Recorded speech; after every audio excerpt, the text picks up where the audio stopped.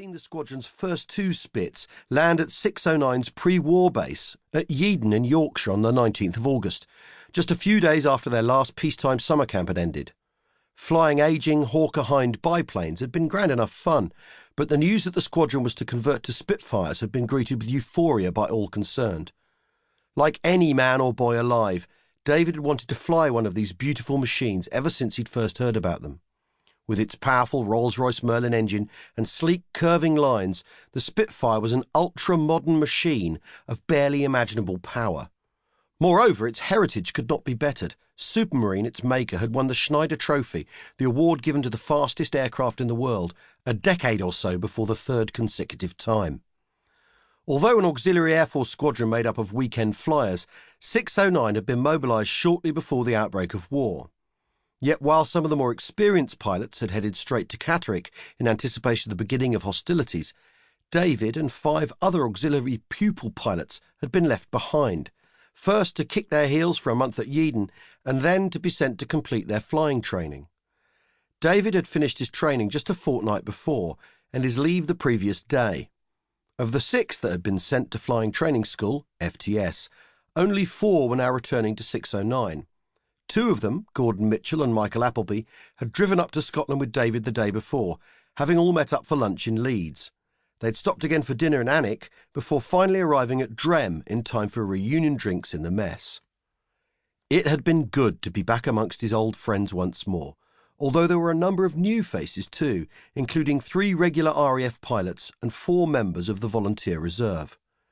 At first glance, they'd seemed decent enough, however, and David had been pleased to notice that, despite a new CO, the old atmosphere of 609 was little changed. And Drem seemed like a good spot, with enough hangars and activity to whet the enthusiasm of any keen young pilot, and plenty of golf nearby, as well as tennis and squash courts. Furthermore, Edinburgh, with its mass of pubs and entertainments, was just a short drive away. Best of all, however, was the prospect of spending many happy hours flying Spitfires. At last! And Pip had been quick to put him out of his misery. A half-hour flight to Harvard in the morning, and then he and the others had been given the all-clear to take the Spitfire up. The wheels of the petrol Bowser had left their impression in the grass, and the smell of high-octane aviation fuel was still strong as David and Pip reached L1083. The 2 ground crew, the plane's fitter and rigger, were still finishing preparing the aircraft for flight as Pip led David around the Spitfire for the external checks, stepping carefully over the lead from the accumulator trolley that fed into the cowling. With his helmet now on and his parachute strapped and dangling slightly from his backside, David then climbed onto the root of the port wing and, at Pip's instruction, hoisted himself over the half door and down into the cockpit. Clambering onto the wing beside him, Pip then talked him through any unfamiliar aspects of the plane, reminded him of the settings, and then, with a cheery smile, jumped down and left him to it.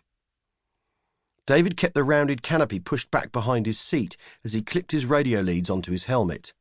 The cockpit was narrow, just 3 feet wide, but even for a man of decent height and build like David, it did not feel cramped.